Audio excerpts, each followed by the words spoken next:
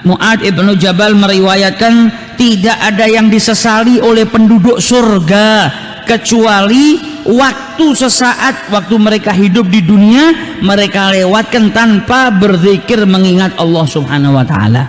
Jadi penduduk surga itu kalau ditanya, yang paling merugikan untuk kalian itu apa?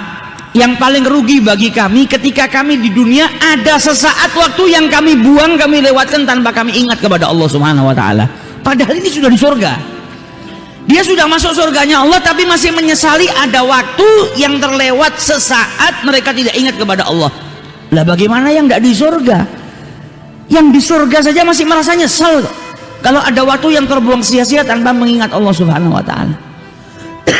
Berarti mengingat Allah keutamaannya luar biasa. Nanti kalau kita wafat kita bisa tahu betapa besarnya manfaat orang yang berzikir mengingat Allah Subhanahu wa taala. Salat saja, salat, ibadah semua lainnya kan tujuannya supaya manusia ingat.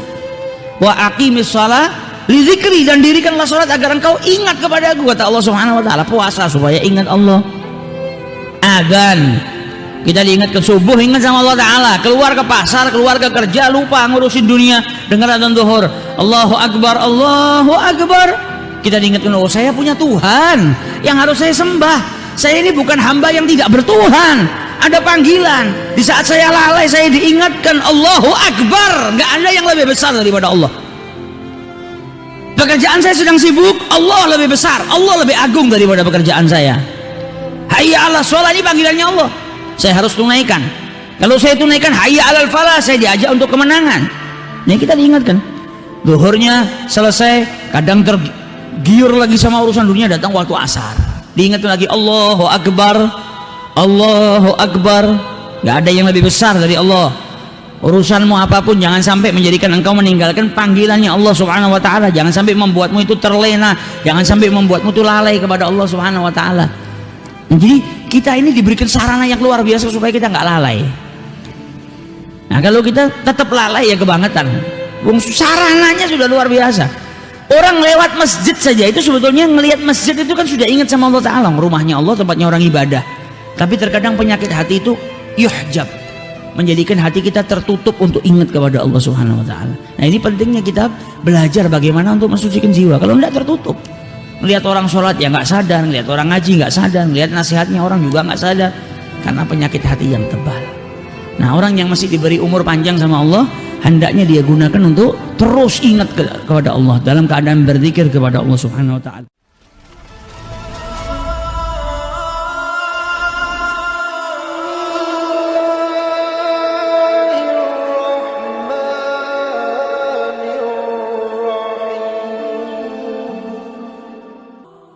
Wal Fudail balagana anna Allah azza wa jalla, Al-Imam Fudail meriwayatkan bahwasanya Allah Subhanahu wa taala dalam hadis qudsinya berfirman, ya abdi udkurni ba'da subhi sa'ah wa ba'dal asri sa'ah akuffuka ma bainahuma. Wahai hambaku, ingatlah aku setelah subuh sesaat, kemudian setelah asar juga sesaat, maka aku akan mencukupimu di antara keduanya, di antara subuh sampai asar, keperluanmu apapun aku akan cukupi, kata Allah Subhanahu wa taala. Sesaat saja bisa mendapatkan kemuliaan seperti itu, apalagi kalau semua waktu kita gunakan untuk berzikir kepada Allah Subhanahu wa taala. Wa qala ba'dul ulama, sebagian ulama juga meriwayatkan bahwasanya Allah Subhanahu wa taala berfirman dalam hadis qudsinya, siapapun daripada hamba Allah Subhanahu wa taala ketika hatinya dilihat oleh Allah Subhanahu wa taala dan Allah mendapati hatinya itu berpegang teguh mengingat Allah Subhanahu wa taala, fa ra'aitul ghalib alaihi at-tamassuk bi dzikri,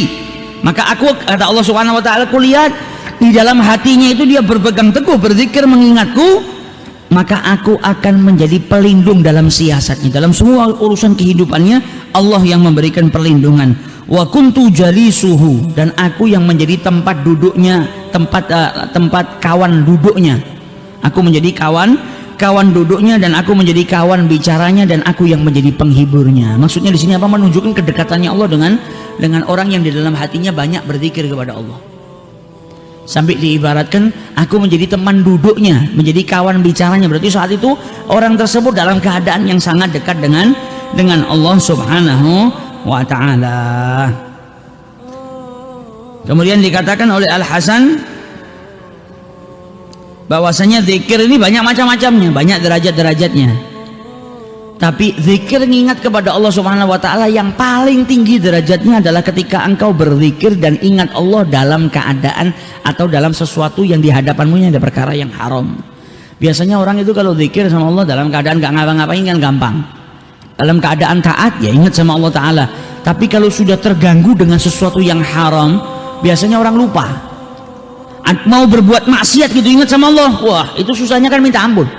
Makanya orang yang bisa ingat sama Allah Subhanahu wa taala ketika di hadapannya itu ada perbuatan haram, ketika nafsunya muncul dan dia hendak berbuat haram, dia ingat sama Allah Subhanahu wa taala. Nah, ini derajatnya yang luar biasa. Karena dengan mengingat Allah Subhanahu wa taala ketika kita mau berbuat maksiat, wah terdorong hawa nafsu, terus ingat sama Allah Subhanahu wa taala. Insyaallah ingatnya kita, zikirnya kita kepada Allah akan menyelamatkan kita, menjadikan kita menjauh daripada perbuatan haram. Dulu ada orang yang berzikir itu kan kalau sudah terbiasa nanti bisa merasakan lezatnya zikir. Ada dulu salah seorang santri datang ke gurunya, ya Syekh, saya ini nggak pernah bisa khusyuk ketika berzikir, nggak bisa merasakan halawatul zikir. Setiap zikir yang ngucap di lisan aja tapi hati ini belum bisa merasakan apapun. Syekhnya tahu kalau ini murid memang kepingin ada perubahan. Ini nanyanya bukan cuma sekedar nanya, bukan pura-pura nanya, tapi memang dia kepingin selain lisannya berzikir, dia ingin hatinya itu merasakan sesuatu daripada zikirnya. Namun syekhnya juga ngelihat santrinya ini lupa kalau ternyata zikir ini, lisanmu bisa berzikir itu merupakan kenikmatan yang besar yang juga harus kau syukuri. Jangan kau anggap ini gak nikmat. Orang itu gak bisa berzikir kecuali hatinya digerakkan sama Allah Ta'ala.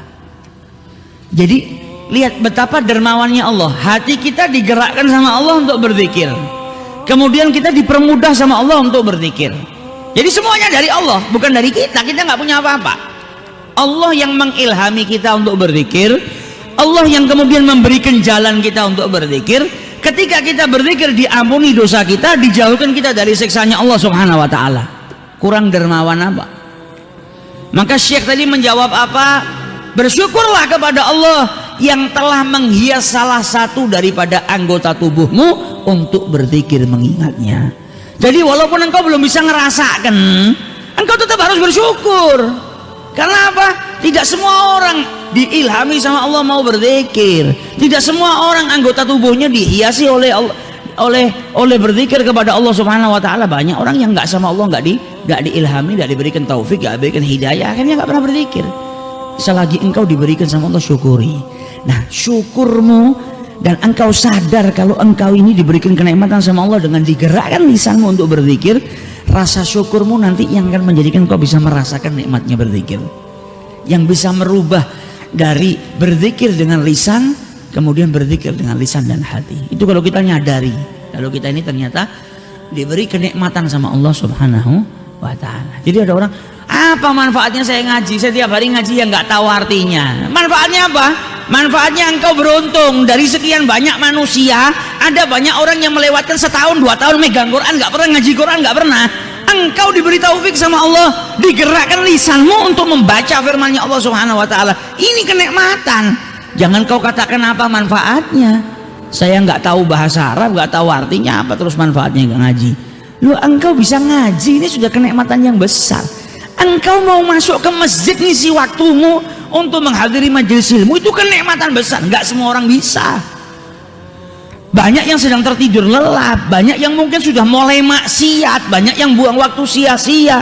Engkau digerakkan malah masuk ke rumahnya Allah Ta'ala, ngisi waktumu untuk menuntut ilmu, untuk berzikir kepada Allah. Ini kenikmatan. Kadang kita sama nikmat yang seperti ini tuh gak nyadar, padahal itu kenikmatan yang Allah berikan kepada kita. Jadi berzikir kepada Allah itu kita khusyuk gak khusyuk itu kenikmatan.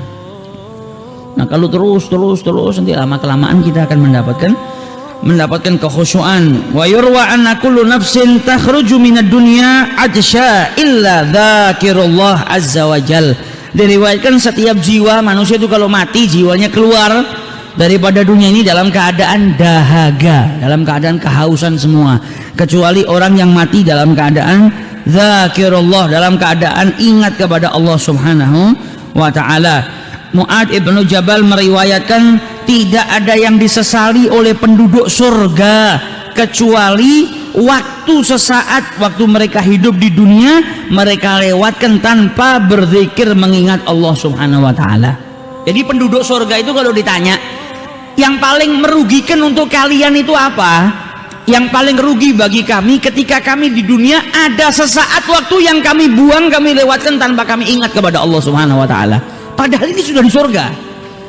Dia sudah masuk surganya Allah tapi masih menyesali ada waktu yang terlewat sesaat mereka tidak ingat kepada Allah.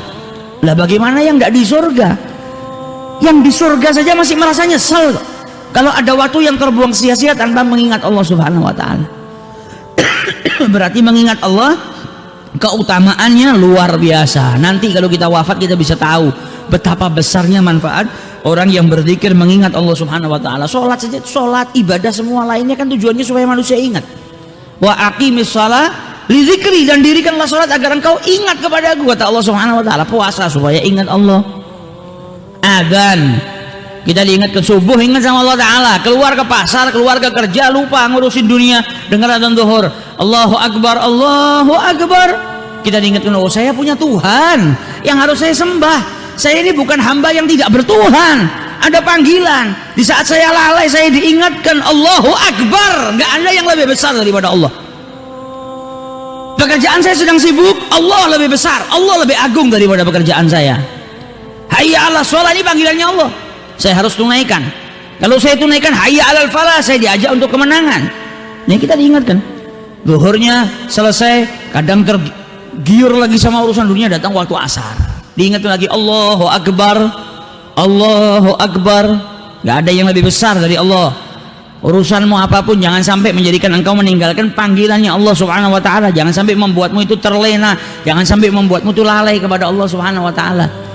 Jadi kita ini diberikan sarana yang luar biasa supaya kita nggak lalai. Nah kalau kita tetap lalai ya kebangetan. Sarananya sudah luar biasa. Orang lewat masjid saja itu sebetulnya ngelihat masjid itu kan sudah ingat sama Allah Ta'ala, rumahnya Allah, tempatnya orang ibadah. Tapi terkadang penyakit hati itu yuhjab, menjadikan hati kita tertutup untuk ingat kepada Allah Subhanahu wa taala. Nah, ini pentingnya kita belajar bagaimana untuk mensucikan jiwa. Kalau tidak tertutup, melihat orang sholat ya nggak sadar, melihat orang ngaji nggak sadar, melihat nasihatnya orang juga nggak sadar, karena penyakit hati yang tebal.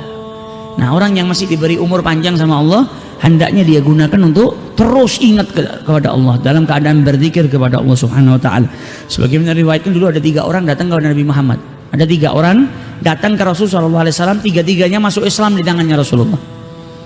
Setelah masuk Islam, Nabi tanya, siapa yang mau menjamin orang ini, yang menjadi kafilnya? Karena ini orang asing. Salah seorang sahabat yang namanya Thalha, dia bilang apa? Saya ya Rasulullah. Akhirnya tinggal di rumahnya Thalha, dijamin sama Thalha, jadikan saudaranya.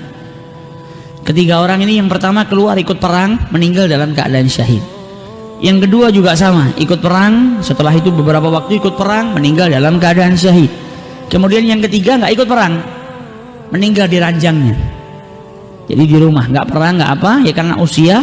Terus kemudian dipanggil oleh Allah Subhanahu wa taala. Selesai daripada 3 orang ini meninggal semua, Thalha mimpi 3 orang ini di pintu surga. Kemudian yang masuk surga yang pertama malah yang tidur di kasur matinya, yang nggak jihad. Yang tidur di kasur malah masuk surga pertama. Kemudian yang masuk surga kedua adalah orang yang kedua yang mati di medan peperangan. Yang perang pertama malah masuk surganya yang paling terakhir. Maka bangun daripada tidur dia bingung. Yang jihad pertama menuin panggilan Allah malah masuk terakhir. Yang nggak jihad meninggal tabi'i di kasurnya malah masuk pertama ke dalam surganya Allah. Maka dia pergi ke Rasulullah, nyeritakan, ya Rasulullah, saya mimpi seperti ini. Kata Rasulullah, ma'ajab. Terus apa yang membuatmu itu terheran-heran? Loh, ini yang tidur di kasur kok malah nomor pertama masuk surganya Allah Ta'ala, yang lainnya kok malah setelahnya? Maka dijawab oleh Rasul sallallahu alaihi wasallam, laisa ahad afdalu indallahi min mu'min. Tidak ada seorang pun yang lebih mulia daripada seorang mukmin. Yu'ammar, diberi umur panjang oleh Allah Subhanahu wa taala untuk memperbanyak tasbih, untuk memperbanyak tahmid, untuk memperbanyak tahlil, dan untuk memperbanyak takbir. Jadi nggak ada yang lebih mulia daripada seorang hamba Allah yang beriman, yang diberi umur panjang sama Allah, dia gunakan untuk berzikir kepada Allah Subhanahu wa taala. Yang ketiga, orang ketiga ini kan umurnya dipanjangkan sama Allah, lebih panjang daripada saudaranya yang pertama dan yang kedua. Nah, umur panjangnya itu dia gunakan untuk bertasbih, untuk bertahlil, untuk bertahmid, untuk bertakbir kepada Allah Subhanahu wa taala. Maka tidak ada yang lebih afdal daripada hamba Allah yang beriman di mata Allah melebihi daripada seseorang yang diberi umur panjang, dia gunakan untuk bertasbih, bertahlil, bertahmid dan bertakbir kepada Allah Subhanahu wa taala. Makanya dia masuk surga pertama. Karena dipanjangkan umurnya, dia gunakan untuk berzikir kepada Allah Subhanahu wa taala. Dalam hadis Rasul sallallahu alaihi wasallam juga bersabda, "Ma jalasa qaumun majlisan yadhkurunallah azza wa jal illa haffat bihim malaikah." Tidak duduk seorang hamba atau seorang kaum dalam suatu majelis berzikir kepada Allah Subhanahu wa taala kecuali mereka diliputi oleh para malaikatnya Allah. Kemudian mereka diliputi juga oleh rahmatnya Allah Subhanahu wa taala, dan Allah pun akan mengingat mereka di hadapan para malaikatnya, akan diingat sama Allah Subhanahu wa taala. Nah, itu manfaatnya kalau kita masuk ke majelis-majelis zikir. Insyaallah kalau kita biasakan keberkahan majelis ini, setiap pagi kita hadir di majelis ini berzikir ingat Allah Subhanahu wa taala, semoga kita juga diwafatkan dalam keadaan berzikir kepada Allah Subhanahu wa taala. Amin ya